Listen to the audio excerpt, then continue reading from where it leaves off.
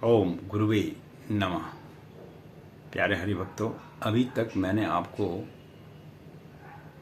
कई विषय में ज्योतिष में जानकारी दी है और मुझे लगता है कि काफ़ी कुछ समझने में आपको सहायता भी मिली होगी। अब हम आज बात कर रहे हैं बुध ग्रह की। बहुत महत्वपूर्ण विषय है। इसके 12 के 12 भावों के बारे में मैं आपको संपूर्ण जानकारी दूंगा। और बुध ग्रह अपने में एक विशेष महत्व कुंडली के अंदर में रखते हैं, तो उसके विषय में भी आपको मैं थोड़ा बहुत जो ज्ञान मैं दे सकता हूँ वो दे रहा हूँ। अब सबसे पहले आज हम विषय ये लेंगे कि बुध ग्रह कुंडली के 12 भावों में कौन कौन से स्थान का मालिक होता है। ये जानना अति आवश्यक है, क्योंकि आपको यह भी पता होना चाहिए कुंडली में वास्तव रूप में उसका घर कौन सा है बुध का। तो बुध को भगवान नारायण ने जो है 2 स्थान और ज्योतिष शास्त्र में 2 स्थानों का मालिक बनाया गया है। सबसे पहले वह तीसरे भाव का मालिक है, यानी तीसरे जो कुंडली में 12 घर हैं, 12 घर में से तीसरे नंबर का जो घर है वो उसका मालिक जो है बुध देव है। उसके बाद छठे में भी घर के मालिक बुध देव को ही माना गया। इनको 2 घर प्राप्त हैं, क्योंकि सभी ग्रहों को 2 घर प्राप्त नहीं है, कुछ ग्रहों को 2 घर प्राप्त है। तो बुध महाराज को भी 2 घर की प्राप्ति की गई है। पहला तीसरा नंबर जो भाव में है वह उनका स्थान माना गया है, और दूसरा छठा स्थान का घर का मालिक भी उनको माना गया है। अब यह तो बुध के विषय में उनके घरों के बारे में मैंने आपको जानकारी दी है कि ये 2 जगह का स्थान उनका है। अब सबसे बड़ी बात है कि बुध ग्रह उच्च के कब होते हैं और बुध ग्रह नीच के कब बन जाते हैं। अगर जहां बुध बैठे हैं उस स्थान पर अंक अगर 6 लिखा हुआ हो, 6 जिसको बोलते हैं 6, तो बुध महाराज उच्च के हो जाते हैं। तो फिर वह अपना उच्च वाला फल देते हैं। अगर उस स्थान पर अंक 12 लिखा हो तो बुध महाराज नीच के हो जाते हैं। फिर वह अपना नीच का प्रभाव दिखाते हैं, चाहे वह अपने ही घर के अंदर में ही क्यों ना बैठे हों, किसी भी जगह पर, चाहे छठे भाव में चाहे तीसरे भाव में, कहीं भी बैठे हों। बहुत ही महत्वपूर्ण और ज्योतिष संबंधी एक विशेष, इसको आप जानकारी भी कह सकते हैं। यानी कहने का मतलब यह है कि मीन राशि में बुध महाराज नीच के हो जाते हैं और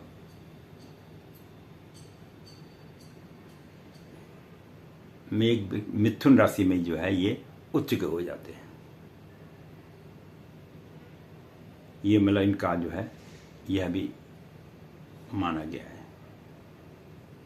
तो उसी हिसाब से मैंने आपको बताया था कि छठे भाव में जैसे कन्या राशि में है और उच्च के हो गए, और मीन राशि में बैठ गए तो नीच के हो गए।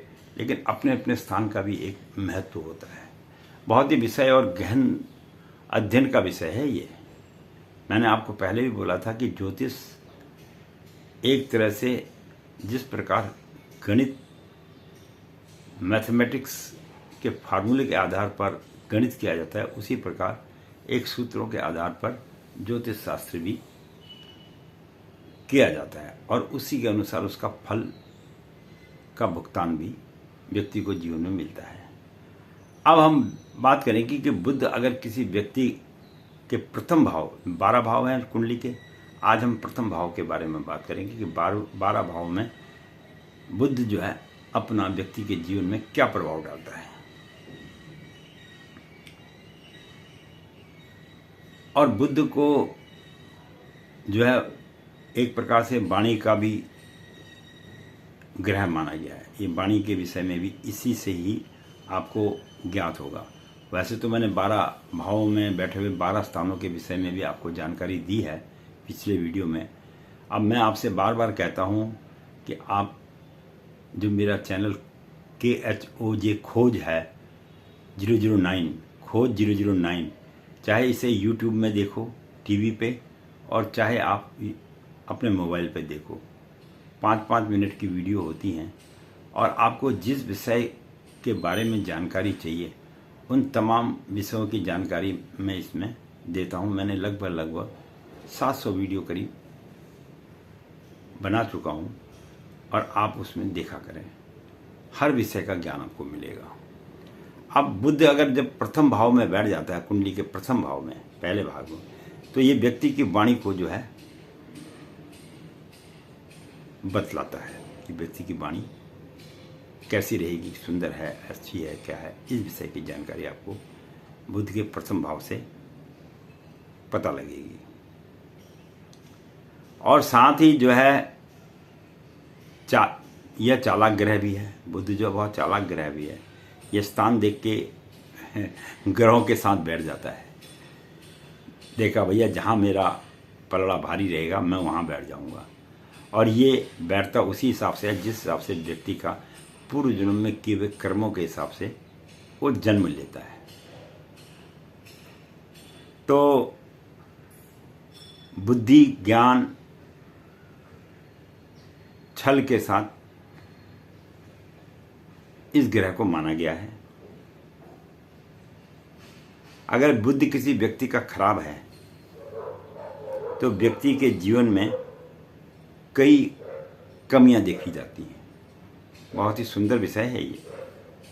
अगर बुध खराब है तो व्यक्ति के जीवन में कितनी कमियां होंगी, वो सारा कुछ का विवरण आपको बुध के प्रथम भाव में बैठने के बाद पता लग जाएगा। और साथ में अगर बुध ग्रह के साथ कोई अन्य ग्रह बैठ जाता है तो उसका एक अपने में अलग महत्व है। हम केवल यहाँ पे बुध ग्रह के अकेले बैठने के विषय में चर्चा कर रहे हैं। ये मैं बार बार आप लोगों को बतलाता हूँ, लेकिन अन्य ग्रह के विषय में भी कभी कभी मैं बताता हूँ उनके साथ बैठने में क्या हो जाता है। अच्छा, यह ग्रह जिस राशि में बैठता है और उसी राशि के हिसाब से उसको फल भी देने लगता है।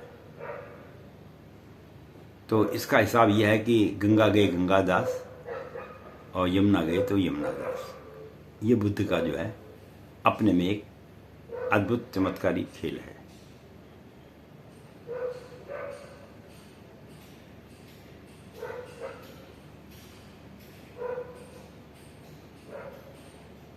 अच्छा, चौथे स्थान पर जो है बुध का जो है कोई विशेष जीवन पर प्रभाव नहीं पड़ता है अगर ये चतुर्भाव में बैठ जाए तो। अगर जन्म पत्रिका के अंदर में बुध जो है अच्छा ना हो तो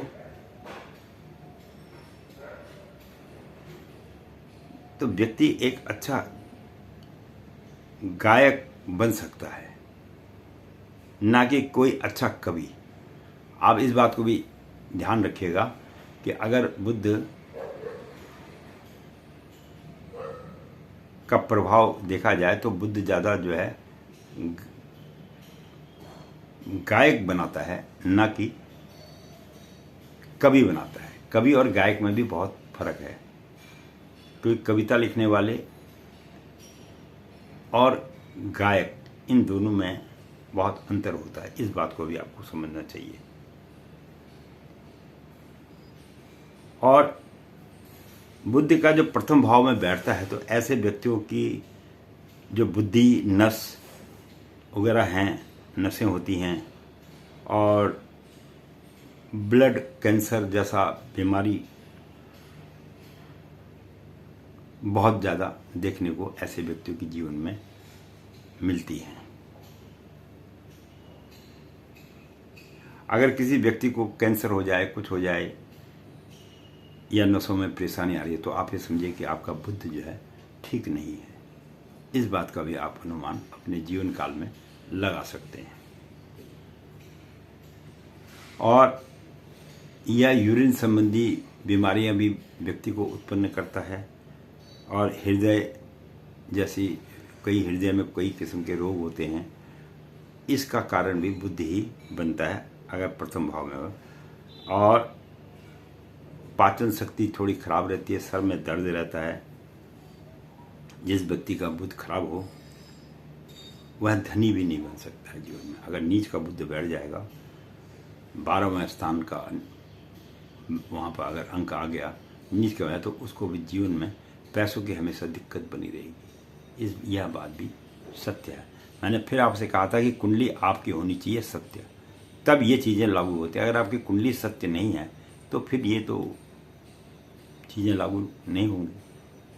अब कई आदमी बोलेंगे जी हमारा तो बोल रहा, हम तो बड़े मौत के साथ ज़िंदगी जी रहे हैं। अरे भाई, अब जब तुम्हारी कुंडली नहीं है, बुद्ध के हिसाब से बनी हुई, ठीक बनी हुई नहीं है, तो फिर तो आप जीवन में मौत से भी जियोगे और दुखी होकर भी जियोगे। तो कुंडली का तो सटीक विवरण तभी दिया जाएगा जबकि आपका समय का जो ज्ञान है वो संपूर्ण रूप से सत्य हो, अन्यथा तो कुंडली की कोई महत्वता नहीं। फिर अगर ये चीज़ें लागू नहीं है तो ऐसे कुंडली को तो मेरे हिसाब से कोने में एक साइड रख देनी चाहिए। लेकिन सूर्य और बुध जो है आपस में बड़े परम मित्र भी हैं। बुद्धादि योग है, बुद्धादि योग जो बनता है वो इन्हीं के दोनों बुध और सूर्य के एक साथ बैठने पे राजयोग का भी निर्माण ये कर देता है। और अगर शुक्र इनके साथ बैठ जाए, बुध के साथ शुक्र भी बैठ जाए, तो लक्ष्मी नारायण योग बना देता है।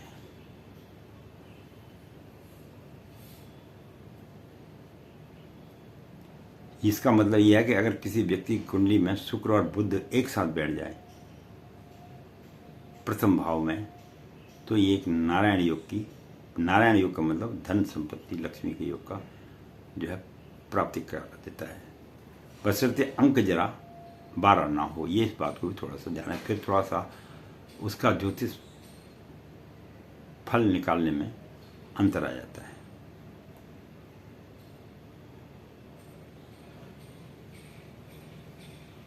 और अगर बुध बैठा हो वहां पर और केंद्र में जो है मिथुन और कन्या राशि बैठे हों, तो फिर ये भद्र योग बना देता है। क्या बना देता है? भद्र योग बना देता है। ये भी बुध के प्रथम भाव में व्यक्ति को जानना चाहिए। तो कहने का तात्पर्य यह है कि बुध ग्रह कई विषयों में व्यक्ति के जीवन में महत्वपूर्ण घटनाओं का निर्माण करता है। तो ये मैंने आपको छोटा सा बुध के बारे में सूक्ष्म रूप से बताया था। और अब जब प्रथम भाव में बुध बैठ ही गया है तो अब वो क्या फल देगा उस विषय में अब हम विशेष रूप से आपको बतलाएंगे। ये आपको बुद्धिमान बनाएगा। अगर प्रथम भाव में बुध बैठे हैं तो ये आपको सबसे पहले क्या करेगा? आपको बुद्धिमान बनाएगा और दयालु भी बनाएगा और मीठा बोलने वाला भी बनाएगा और आप लोगों के प्रिय भी रहेंगे। लोग आपको पसंद भी बहुत करेंगे और आप मिलनसार भी रहेंगे। आपसे हर आदमी से आप मेल मिलाप रखने वाले भी होंगे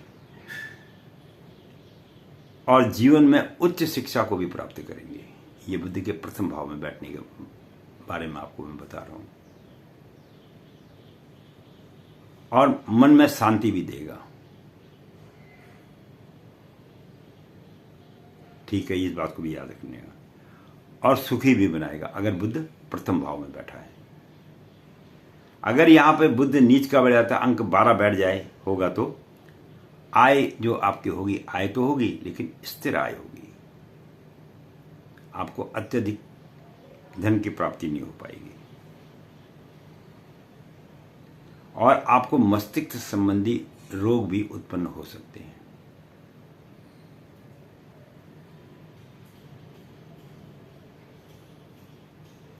और इसकी जो दृष्टि पड़ती है सीधा दाम्पत्य स्थान पर पड़ती है, तो जिसके कारण पति पत्नी में प्रेम भी रहता है। ये नहीं है कि प्रेम नहीं रहेगा, पति पत्नी में भी अच्छा प्रेम रहेगा। मतलब दाम्पत्य जीवन जो है आपका सुखमय रहेगा। ये बुद्ध के प्रथम भाव में बैठने के पहले मैंने आपको प्रभाव बताया था। अब मैंने आपको जब बुद्ध प्रथम भाव में बैठता तो उसके जो भाव हैं उसके विषय में थोड़ी सी आपको जानकारी दी होगी। और आशा करता हूं कि आपको सभी वीडियो देखने में बहुत आनंद आ रहा होगा और वास्तविक रूप से ज्योतिष का क्या रहस्य है इसके बारे में भी आपको ज्ञान की प्राप्ति हो रही होगी। और आप लोगों का भरपूर सहयोग भी मिल रहा है। और मैंने जिन लोगों ने सब्सक्राइब किया उन लोगों तक YouTube के माध्यम से अपने आप हमारी जो वीडियो है वो पहुंच जाती हैं। और फिर भी अगर किसी आदमी को और अत्यधिक जानकारी अपने कुंडली के बारे में और भविष्य के बारे में ज्ञान की जो प्राप्ति करनी है वो मेरे खोज 009 चैनल पर जाकर देख सकता है। जिस भी विषय में उसको जीवन में समस्या आ रही है प्रत्येक विषय के बारे में मैंने उसके अंदर में जीवन का वृत्तांत डाला हुआ है। अब उसको देखना या ना देखना ये आप लोगों पे निर्भर करता है। जितना आप किसी महात्मा या गुरु के पास 50 साल बैठ के ज्ञान का अध्ययन करेंगे वह इन वीडियो के माध्यम से आप संपूर्ण जीवन का रहस्य जान सकते हैं। इसके साथ ही पंडित गिरीश तिवारी अपनी वाणी को यहीं विश्राम देगा। मैं तो कहता हूं कि ज्ञान की प्राप्ति करो। ज्ञान जितना मिल जाए जीवन में कम से कम किसी व्यक्ति के आगे इस बात को भूलने लायक तो रहो कि वास्तविक रूप से धर्म क्या है, कर्म क्या है, विवाह क्या है, जीवन क्या है, मरण क्या है, स्वर्ग क्या है, नर्क क्या है, धन क्या है, लोभ क्या है। इन तमाम विषयों के बारे में मैंने 5-5 मिनट की वीडियो बनाई हुई है। आप सब्सक्राइब करिए और देखिए कि क्या वास्तविक रूप से जीवन का वास्तविक सत्य इसमें है या नहीं है। बेशक मन ना करे लाइक करना या ना करना, ये आप पर निर्भर करता है। मैंने आपसे बोला कि इस विषय से मुझे कोई वो नहीं है, केवल आप लोगों तक अच्छे ज्ञान की प्राप्ति के लिए मैं आपसे कहता हूँ कि आप सब्सक्राइब कर लिया करें, ताकि जो है आने वाले प्रत्येक विषय के बारे में आपको संपूर्ण जानकारी प्राप्त हो सके। वीडियो देखने के लिए बहुत बहुत धन्यवाद। आप लोगों का प्रेम इसी प्रकार बना रहे और पंडित जी की तरफ से जो भी वीडियो देख रहे हैं उन्हें कोटि कोटि आशीर्वाद। सदा फलो फूलो और जीवन का भरपूर आनंद लीजिए। अगली वीडियो में हम फिर एक नए विषय पर चर्चा करेंगे। धन्यवाद।